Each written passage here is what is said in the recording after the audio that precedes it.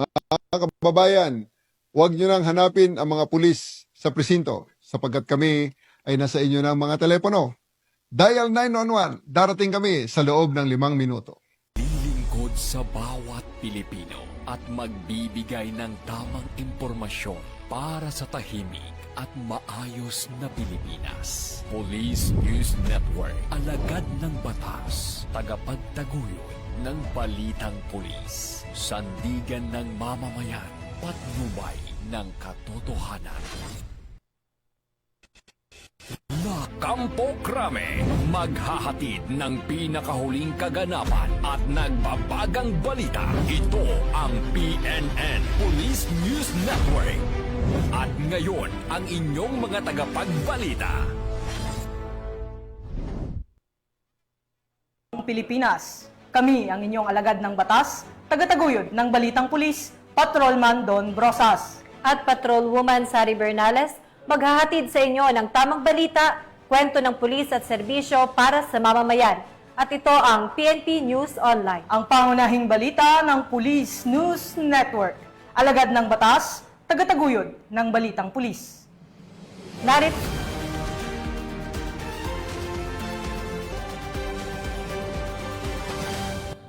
Narito ang mga balitang dapat niyong abangan.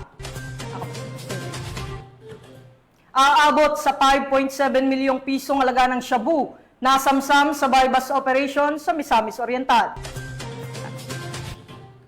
2 suspect sa carnapping, timbog ng PNP Highway Patrol Group sa Angeles, Pampanga. At Northern Police District, handang-handa na sa ika-4 na SONA 2025.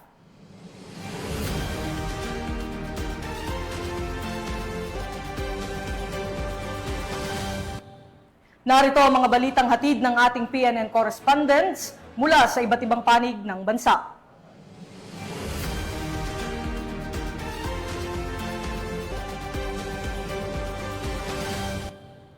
Simulan natin ang balita mula sa bahagi ng Luzon.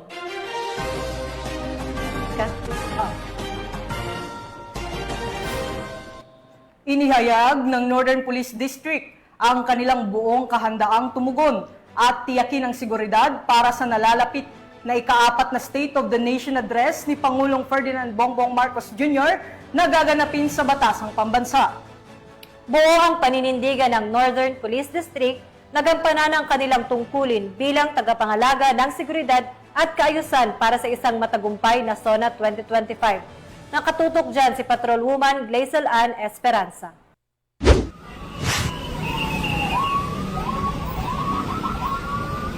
Maaga pa lamang noong July 27, 2025 ay handang-handa na ang Northern Police District para sa ika-4 na State of the Nation Address o SONA ni Pangulong Ferdinand R. Marcos Jr. sa Batasan Complex, Quezon City. Bilang bahagi ng paghahanda, isinagawa ang isang send-off ceremony at banal na pagbabasbas para sa mga madedeploy na kapulisan na pinangunahan ni Reverend Father Elson M. Santos. Layunin nitong patatagin ang moral at espiritual na paninindigan ng mga pulis habang ginagampanan ang kanilang mahalagang tungkulin sa seguridad. Matapos ang seremonya, agad na tumulak patungong batasan ang mga kapulisan upang maagang makapwesto sa kanilang mga deployment areas, checkpoints at control points. Kasama sa kanilang mandato ang pagpapanatili ng kaayusan, pagsubaybay sa mga kilos protesta at pagtitiyak ng maayos na daloy ng trapiko sa mga pangunahing lansangan patungo sa Batasang Pambansa. Samantala, personal na inspeksyon ng mga security posts at nagpaabot ng direktiba at suporta sa mga tauhang nakadeploy sa Batasan Complex, sina Chief PNP Police General Nicolas D. Torre III, Police Major General Anthony A. Aberin, Regional Director ng National Capital Region Police Office, at Police Brigadier General Jerry V. Protasio, Acting District Director ng Northern Police District, bilang pagpapakita ng kanilang buong suporta sa seguridad ngayong SONA 2025.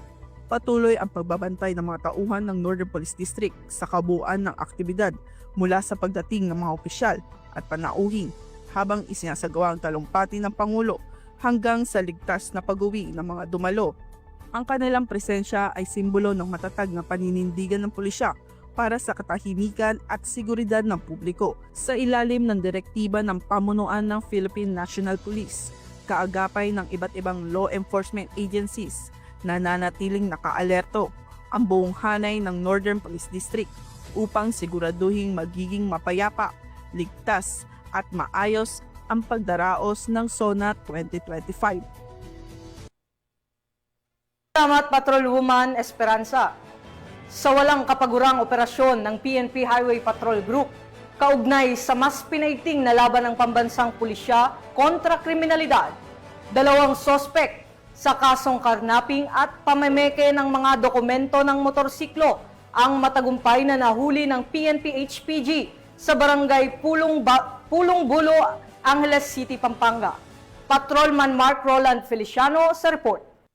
Ang 2 suspect sa kasong karnaping at estapa nasangkot din sa pamemeke ng mga dokumento ng motorsiklo sa barangay Pulong Bulo, Angeles, Pampanga. Ito'y bunga ng walang kapagurang operasyong isinasagawa ng HPG upang masakote ang mga taong may pananagutan sa batas. Pinangunahan nga ng HPG Pampanga ang nasabing operasyon sa pangunguna ng kanilang team leader na si Police Major Alan A. Morales. Magandang araw po sa ating lahat. Ang Provincial Highway Patrol Team Pampanga ay nagkaroon ng isang matagumpay na entrapment operation na nagresulta ng pagka-aresto ng 2 taga-Pampanga na mga suspect na involved sa Lawas Casa Scheme. Ang naging dahilan po na nasabing operasyon ay bunsod sa reklamo ng 2 biktima ng mga taga-Bulacan na kung saan sila ay nakabili sa mga arestadong suspect ng 2 motorsiklo. Kanila pong napag-alaman ang mga nasabing motorsiklo ay walang papeles, nakipag-ugnayan po sila sa aming opisina na kung saan umorder pa po sila ng isang motorsiklo gamit ng isang dummy account. Umayon naman po ang ating suspect na nagdahilan ng isang entrapment operation.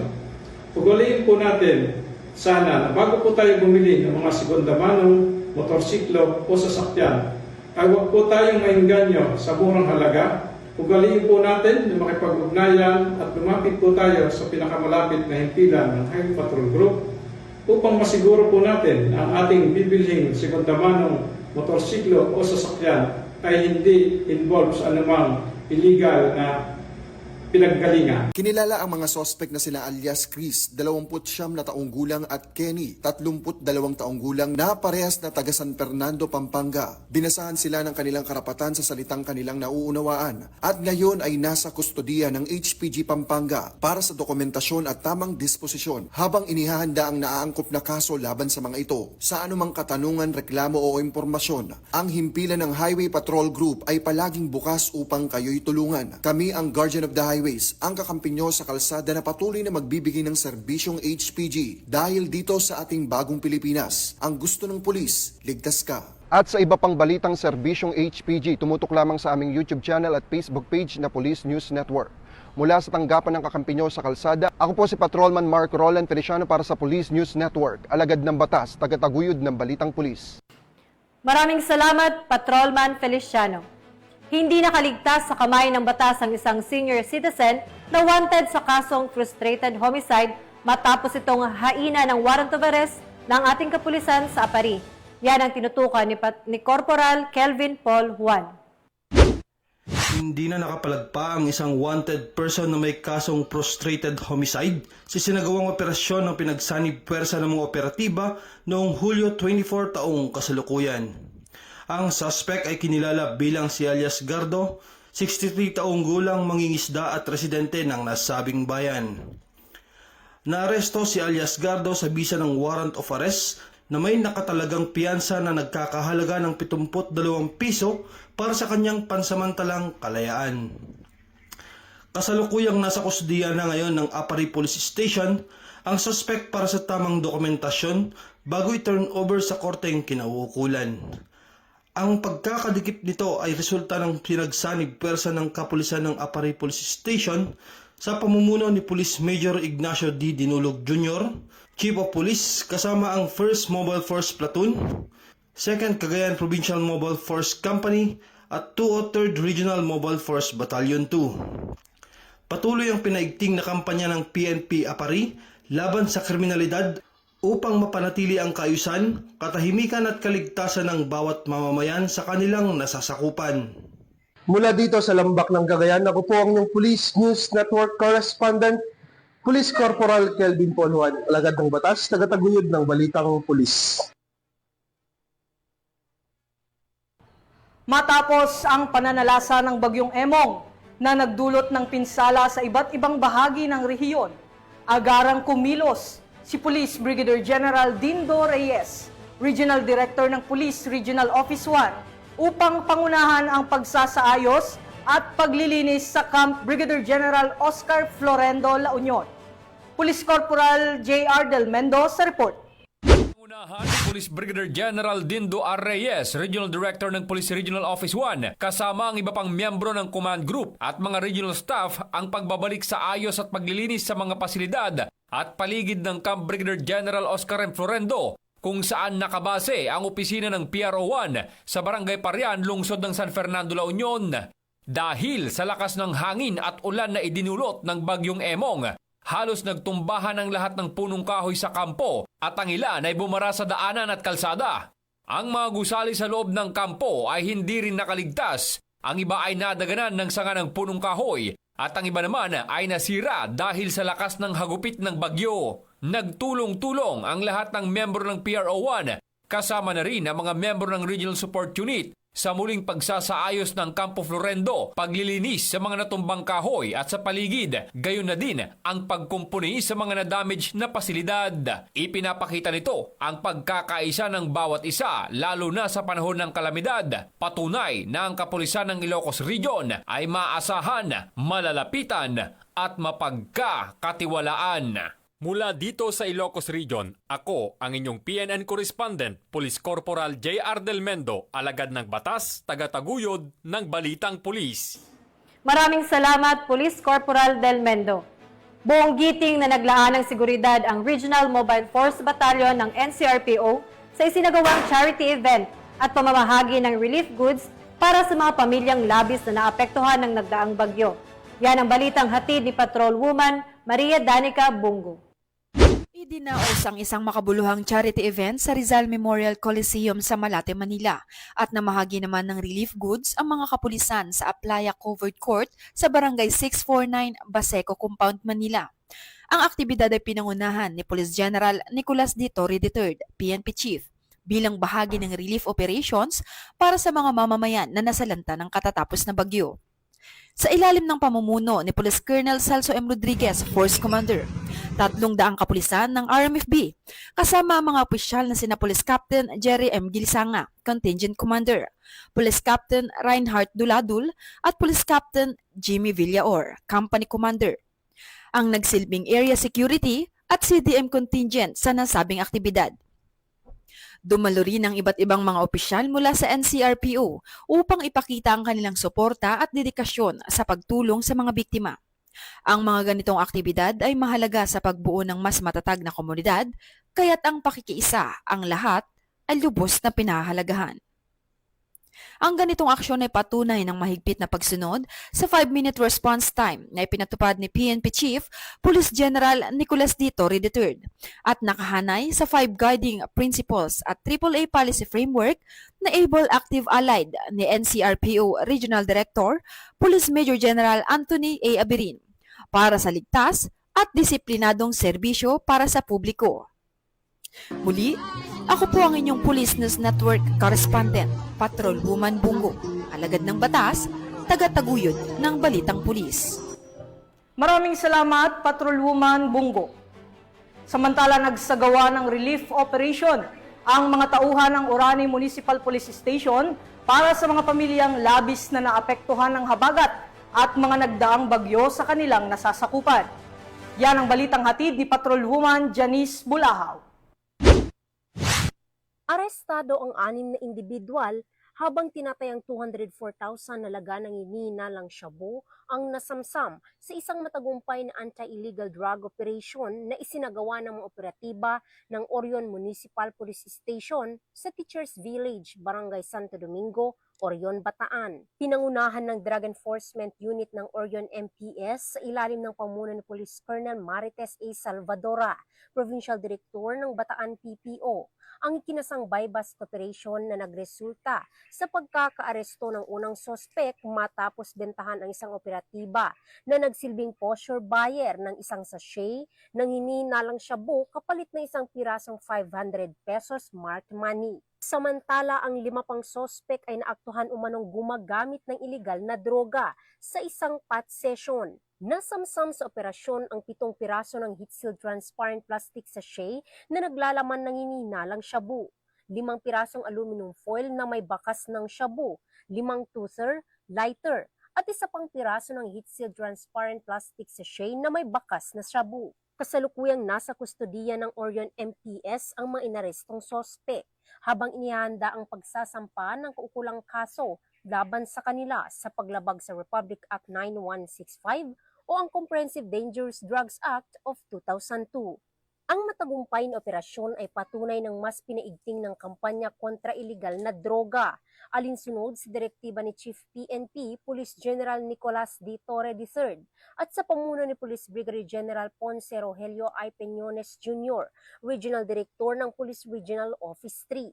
Patuloy ang determinasyon ng kapulisan sa pagbibigay ng ligtas at drug-free na komunidad para sa bawat mamamayan ng Bataan at buong Gitnang Luzon. Mula dito sa Gitnang Luzon, ako ang inyong PNN correspondent, Patrolwoman Lixen Reyes A. Saweran, alagad ng batas, tagataguyod ng Balitang Pulis. Maraming salamat, Patrolwoman Saweran. Bilang bahagi ng patuloy na kampanya ng kapulisan para sa makataong serbisyo, nagsagawa ng relief operation ang Police Regional Office Mimaropa para sa mga miyembro ng Alangan Tribe sa bayan ng Baco Oriental, Mindoro. Nakibalita dyan si Patrolwoman Dara Falogme. Bilang tugon sa matinding pagbaha na idinulot ng southwest monsoon at mga tropical storm na Dante at Emong, nagsagawa ng relief operation ng mga tauhan ng Police Regional Office Mimaropa sa pangunguna ni Police Brigadier General Roel Cuevas Rodolfo, Regional Director, para sa mga pamilyang apektado mula sa Alangan Tribe ng komunidad ng Mangyan. Ang nasabing aktibidad ay isinagawa sa Sitio Sungi, Barangay Tagumpay, Baco Oriental, Mindoro, kung saan nagsagawa ng feeding program at pamamahagi ng food packs ang mga tauhan ng ARCAD, RMFB Mimaropa at iba pang sangay ng kapulisan. Layunin ng relief operation na ito na palakasin ang ugnayan ng pulisya at ng komunidad sa pamamagitan ng simpleng pagtulong sa oras ng pangangailangan.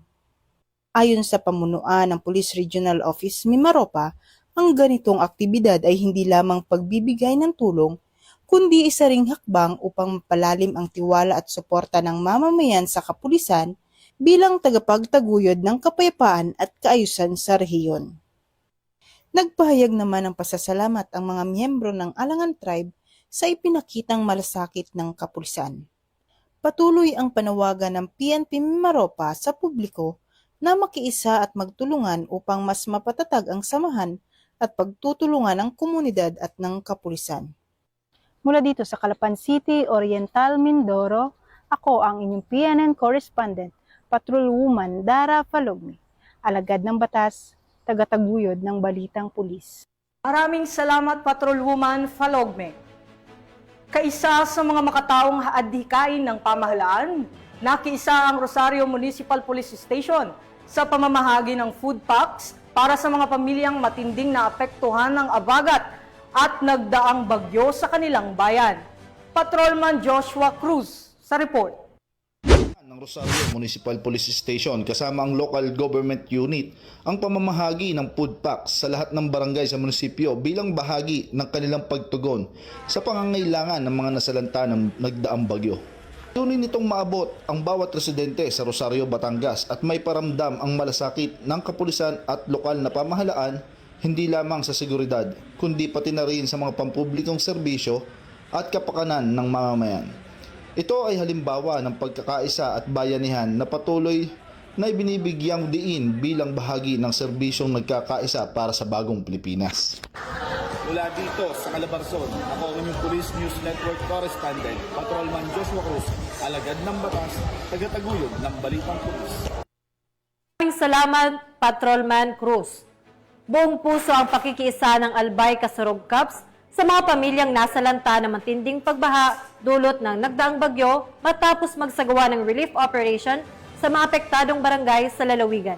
Ibabalita yan ni Police Corporal Doxy Chares Casasos.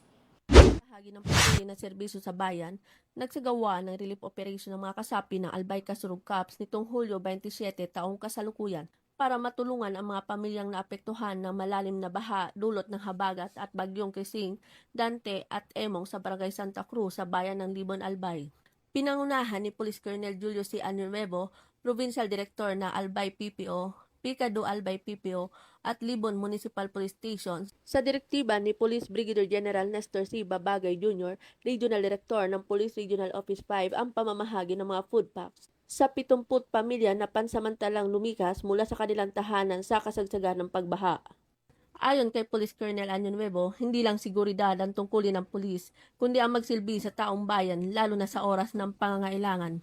Ang mga kapwa natin albayano ay hindi namin pababayaan.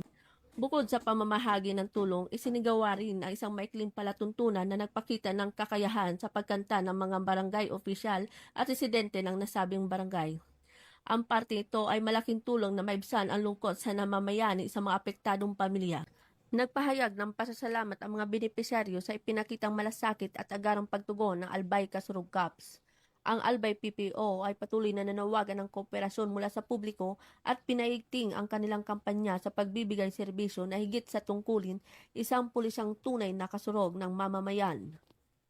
Mula dito sa Legazpi City, Albay, ako po ang inyong PNN Correspondent, Police Corporal Doxy Charis Casasos, alagad ng batas, tagataguyod ng Balitang Pulis. Maraming salamat, Police Corporal Casasos. Bilang tugon sa patuloy na masamang panahon, agad na nagsagawa ng road clearing operations at water level monitoring ang mga tauhan ng Itogon Municipal Police Station upang matiyak ang kaligtasan ng publiko sa gitna ng malakas na pag-ulan. Patrolwoman Jomalyn Kakanindin sa ulat. Kabila ng tuloy-tuloy na malakas na pag-ulan na nagdulot ng madulas na kalsada at mga landslide, nagpamalas ng dedikasyon at katapangan ng mga tauhan ng Itogon Municipal Police Station sa kanilang patuloy na road clearing operations and water level monitoring sa mga high-risk na lugar sa kanilang nasasakupan. Upang matiyak ang kaligtasan at tuloy-tuloy na biyahe ng mga motorista at residente, agad na rumisponde ang mga pulis katuwang ang mga barangay officials at iba pang local response unit para alisin ang mga debris, bumagsak na sanga at iba pang sagabal sa kalsada sa gitna ng masungit na panahon. Ginawa ito habang nakaalerto sa posibilidad ng biglang pagguho ng lupa at flash flood, bagay na nagpalala sa panganib ng operasyon. Hindi rin nagpaawat ang ating kapulisan sa water level monitoring, katuwang ang dam authorities at MDRRMO upang ma-assess ang level ng tubig at mga potensyal nitong epekto sa downstream communities. Ipinakita din ng Itogon MPS na ang proactive disaster preparedness at response ay hindi lamang usapin ng plano. Ito ay aktual na aksyon sa gitna ng ulan, putik at panganib. Patunay ito ng kanilang tapat sa paglilingkod para sa buhay at ari-arian ng publiko, lalo na sa panahon ng bagyo. Mensahe ng Itugon PNP sa komunidad na manatiling mag-ingat sa biyahe, iwasan ang landslide-prone areas, at agad na makipag-ugnayan sa mga otoridad para sa anumang insidente o obserbasyong maaaring pagbunsod ng panganib. Mula dito sa La Trinidad, Benguet, ako ang iyong PNN Correspondent, Patrolwoman Jomalyn Kakanindin, alagad ng batas, tagataguyod ng Balitang Pulis. Maraming salamat, Patrolwoman Kakanindin. Tunghayan naman natin ang mga balita mula sa Visayas.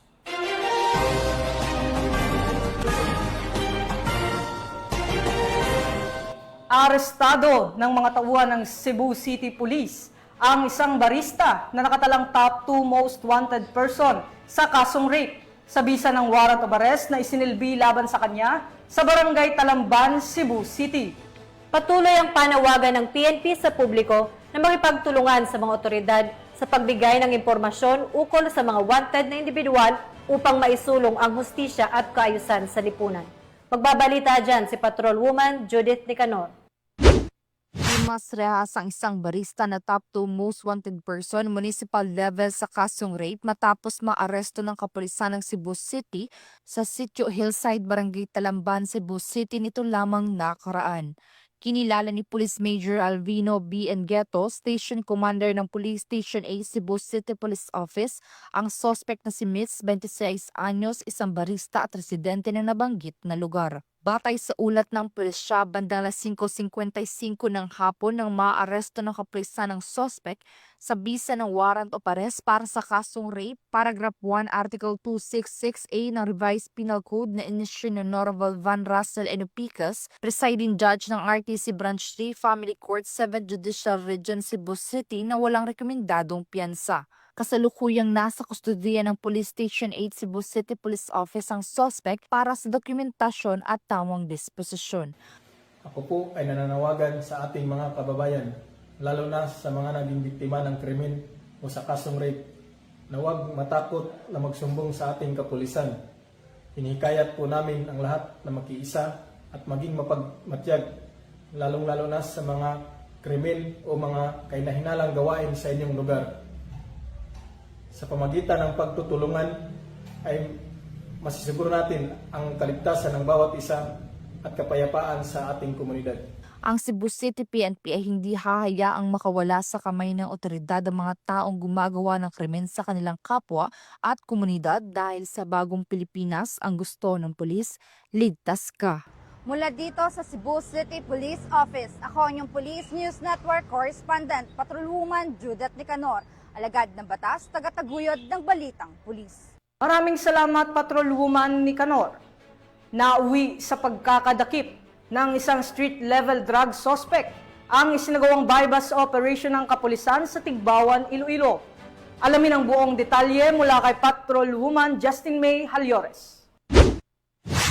Isang anti-illegal drugs operation ang isinagawa ng mga operatiba ng Tigbawan Municipal Police Station. Nito lamang ika-27 ng Hulyo taong kasalukuyan sa Barangay Cordova Norte, Tigbawan, Iloilo. Sa operasyon na pinangunahan ng Tigbawan MPS, Station Drug Enforcement Team sa ilalim ng pamumuno ni Police Captain Alfred T. Mansoy, Officer in Charge, ay naaresto si alias Bimboy, isang 31 anyos, walang trabaho at residente ng Barangay Namukon, Tigbawan, Iloilo, na pansamantalang naninirahan sa Barangay Bangkal, Tigbawan, Iloilo. Nahuli si alias Bimboy sa isang bypass operation kung saan siya ay nahulihan ng 6 na gramo ng hinihinalang shabu na may tinatayang standard drug price na 40,800 pesos.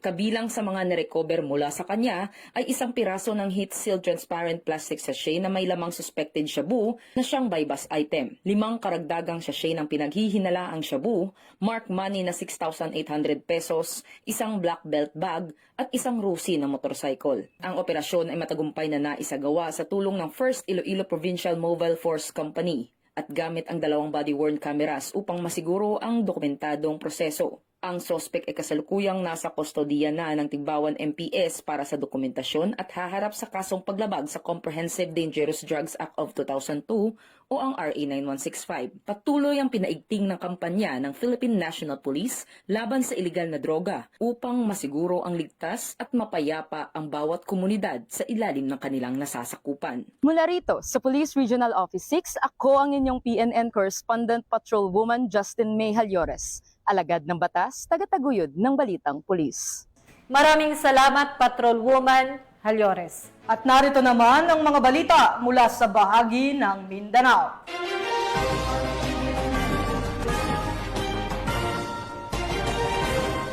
Umabot sa tinatayang 5.7 milyong pisong alaga ng hinihinalang shabu ang nasamsam ng mga operatiba sa isang matagumpay na bypass operation na isinagawa sa Misamis Oriental na nagresulta rin sa pagkakaaresto ng isang hinihinalang drug personality.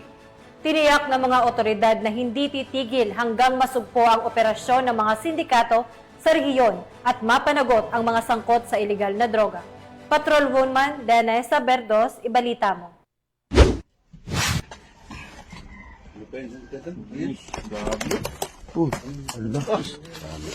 arestado ang isang individual sa sinagawang joint buy-bust operation ng Regional Police Drug Enforcement Unit 10, PDEA Misamis Oriental, RIU-10, PDEG SOU-10 at Taguloan MPS sa Barangay Sihayon, Taguloan, Misamis Oriental nito lamang ika-25 ng Hulyo taong kasalukuyan. Kinilala ni Police Major Renz Marion Serrano, OIC ng Taguloan MPS, ang drug suspect na si alias Jane, 55 taong gulang, babae, may asawa at residente ng nasabing lugar.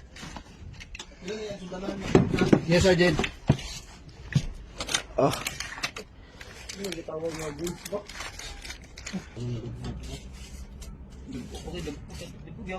Sa ikinasang buy-bust operation bandang alas 5 ng umaga ay nagresulta sa pagkakumpiska ng mga pakete ng hinihinalang shabu na may 850 na gramo na may standard drug price na 5,780,000 pesos. Ang suspect ay nakaharap sa kasong paglabag sa RA 9165 o Comprehensive Dangerous Drugs Act of 2002. Mula dito sa Camp Capistrano, Gusa, Cagayan de Oro City, ako ang inyong Police News Network correspondent, Patrolwoman Danasa Berdos, alagad ng batas, tagataguyod ng Balitang Pulis. Maraming salamat, Patrolwoman Berdos. Sa layuning mapalaganap ang kaalaman, respeto at pagkakaunawaan sa pagitan ng pulisya at Muslim community, nagsagawa ng madrasa visitation ang mga tauhan ng Davao City Police Office sa isa sa mga lokal na madrasa sa lungsod. Ang balita mula kay Patrolwoman Queenie Babes Arindain. Nagpatuloy ang pagsusumikap ng kapulisan sa pagpapatatag ng ugnayan sa komunidad sa pamamagitan ng isang matagumpay na pagbisita sa Madrasa Datu Loho Al-Islamiyah na ginanap sa Jana Data Loho Gym, Barangay Maa, Davao City. Nito lamang 26 ng Hulyo taong kasalukuyan. Pinangungunahan ng Davao City Police Office sa pamumuno ni Police Colonel Manan C. Moarip, Acting City Director at sa pagkikpagtulungan ng Police Regional Office 11 ang nasabing aktibidad. Bahagi ng aktibidad ang mga sinasagawang pagtatalakay ng mahahalagang batas tulad ng Anti-Rape Law, Safe Spaces Act o Bawal Bastos Law at konsepto ng Good at Bad Touch na ibinahagi ng mga tauhan ng Maa Police Station. Layunin itong bigyan ng kalaman ng mga kabataan sa mga isyong may kinalaman sa kanilang kaligtasan at karapatan. Nagbigay din si Mr. Mansour Bulay mula sa Salam Police Advocacy Group ng Basic Self-Defense Demonstration para sumigit kumulang 80 estudyante na dumalo sa aktibidad. Ang layunin nito ay turuan ng mga kabataan ng simpleng pamamaraan ng pagtatanggol sa sarili sa oras ng panganib. Namahagi rin ng whiteboard markers, school supplies at mga merenda para sa mag-aaral ng madrasa. Patuloy namang hinihikayat ng kapulisan ng komunidad na suportahan ang mga inisyatiba ng Davao City Police Office at umiwas sa anumang aktibidad na maaring makasira sa kapayapaan at kaayusan. Mula dito sa Police Regional Office 11, ako yung PNN Correspondent Patrolwoman Queenie Babes Arindain, alagad ng batas, tagataguyod ng Balitang Pulis. Maraming salamat, Patrolwoman Arindain. At para sa huling balita, matagumpay na isinagawa ng Maguindanao del Sur Police Provincial Office ang kauna-unahang Barangay Peace Summit bilang bahagi ng mas pinatibay na kampanya para sa kapayapaan at seguridad sa mga komunidad. Yan ang tinutukan ni Patrolwoman Angela Banderlipe. Isang makasaysayang hakbang tungo sa kapayapaan ang isinagawa ng Maguindanao del Sur Police Provincial Office sa pamamagitan ng kauna-unahang Barangay Peace Summit sa Camp Dato Aquila ng Patuan, Sharif Agwak, nito lamang ika-25 ng Hulyo taong kasalukuyan. Pinangunahan ni Police Colonel Solman Salman Sapal, Provincial Director ng Maguindanao del Sur PPO, ang natura aktibidad at dinaluhan ng 287 na punong barangay mula sa 24 na munisipalidad, Napol Combarm, na sumisimbolo sa pagkakaisa ng mga lokal na leader at kapulisan sa adhikain ng pangmatagalang kapayapaan. Isa sa mga tampok na aktibidad ay ang voluntaryong pagsuko ng 234 na iba't ibang uri ng high-powered firearms mula sa mga opisyal ng barangay na itinuturing na isa sa pinakamalaking turnover ng armas sa kasaysayan ng lalawigan. Naging daan din ng summit para sa pagtutulungan sa pagitan ng mga pinuno ng barangay at kapulisan. Pinigyang din dito ang kahalagahan ng tiwala at kolektibong responsibilidad sa pagpapanatili ng kaayusan sa mga pamayanan. Mula rito sa Rio ng Bangsamoro, ako ang iyong PNN correspondent, Patrolwoman Angela Bandarlipe. Alagad ng batas, tagataguyod ng Balitang Pulis.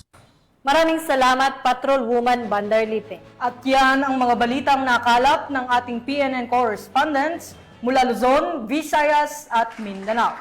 Sa ngalan ng pamunuan ng Philippine National Police sa pangunguna ni Police General Nicolas Torre III at sa pamumuno ni President Ferdinand Bongbong Marcos Jr., kami ay maglilingkod sa bawat Pilipino at magbibigay ng tama at balanseng balita.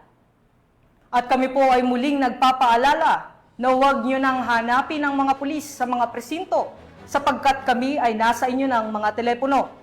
Dial 911, darating kami sa loob ng 5 minuto. Dahil sa bagong Pilipinas, ang gusto ng pulis, ligtas ka. Mula rito sa tanggapan ng tagapag-ugnay ng pambansang pulisya, kami ang inyong alagad ng batas, tagataguyod ng Balitang Pulis, Patrolman Don Brosas. At Patrolwoman Sari Bernales, maghahatid ng tamang balita, kwento ng pulis at serbisyo para sa mamamayan, at ito ang PNP News Online. Ang pangunahing balita ng Police News Network.